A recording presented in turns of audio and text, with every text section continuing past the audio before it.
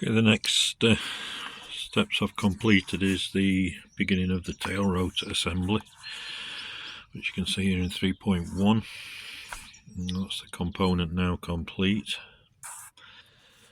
At the bottom of this page you will see here, quite sure what it is at the moment. I think it'll be something to do with the collective of the blades, but this came pre-assembled, so as you can see it's here, but I took these bolts out here and here and there was no Loctite on those, so and it's showing in the manual they should be Loctite, so just check yours because mine definitely didn't have Loctite on it.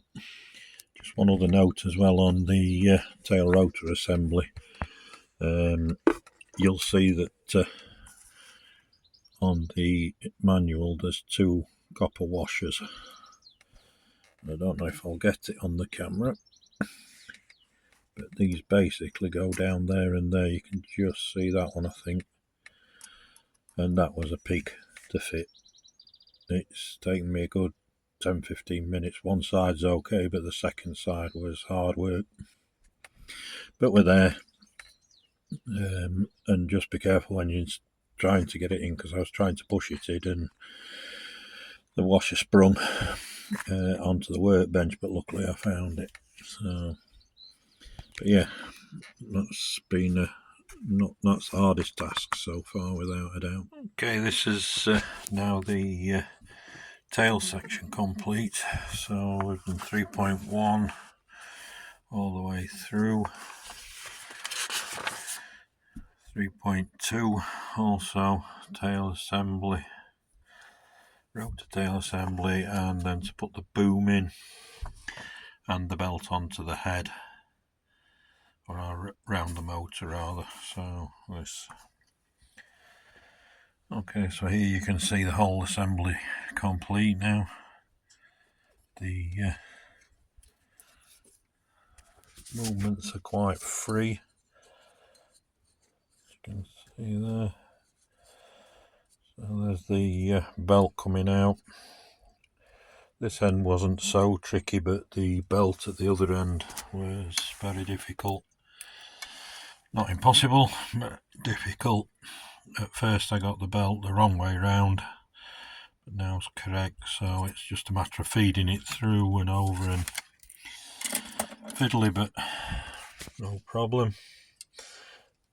And if you see now, if I turn the blades anti-clockwise, the main blades, the tail blades also go, if I turn the main shaft clockwise, the tail shaft is going, or tail head is going anti-clockwise, which is shown in the manual there.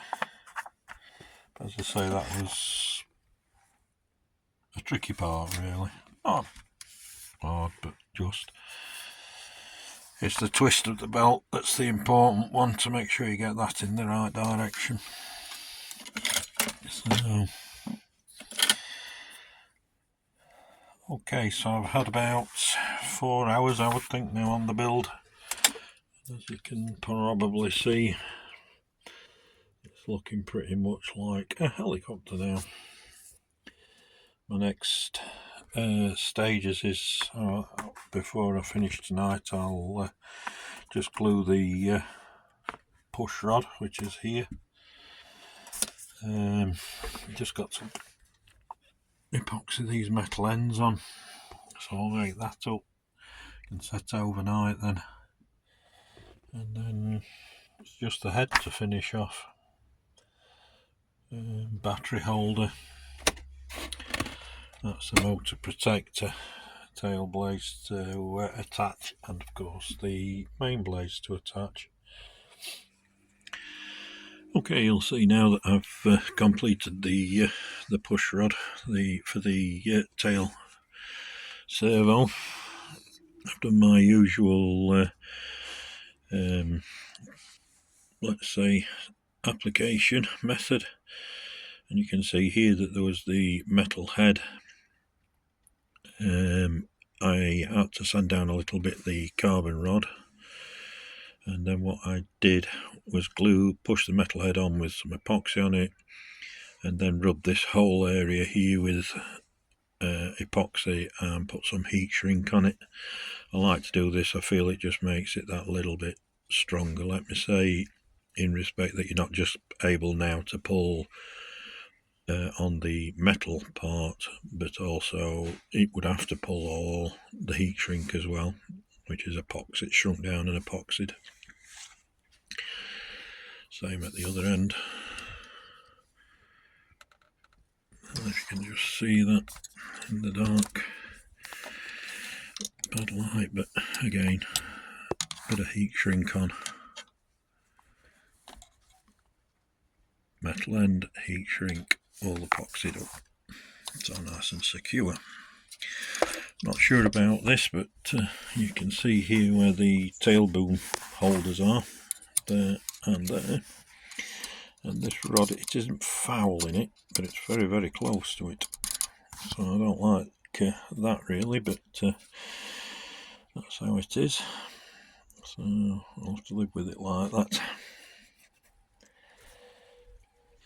Okay, I've now completed the build. I've just got the electronics to put in the flybarless unit and the receiver. But other than this, everything's complete. So I'm very happy. So on the whole, gone together well. So we'll have to set the servos and everything up once we've got the flybarless unit in, but very, very nice model. Really pleased. Glad I went this way and not down the Align 470, which I was going to buy. So the parts I've completed in this last stage was the swash plate and the head assembly. I'd built them but put them on, and now put all the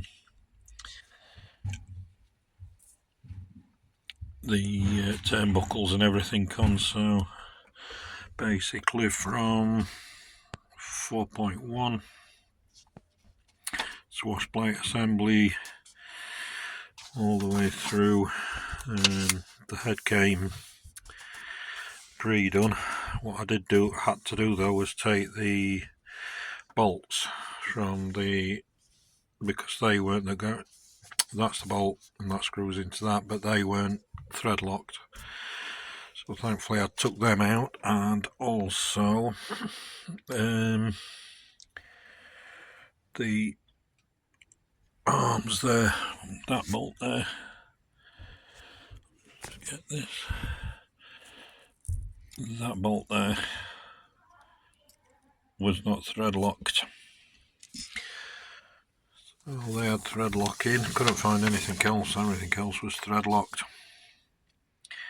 To the 4.2, so all that's left to put the blades on, but I'll do the blades after I've put the flybarless unit on, which is here. I'm going to stick it onto here, so it'll go onto the heli like that, and then I'll put the receiver here. I might have to just put an extension plate in there on the top, don't know yet how I'm going to do that, but seems a sensible place to put the receiver.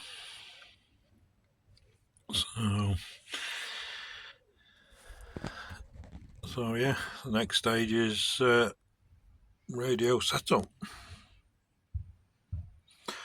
That concludes the build series, and thanks for watching, and I hope you found it useful.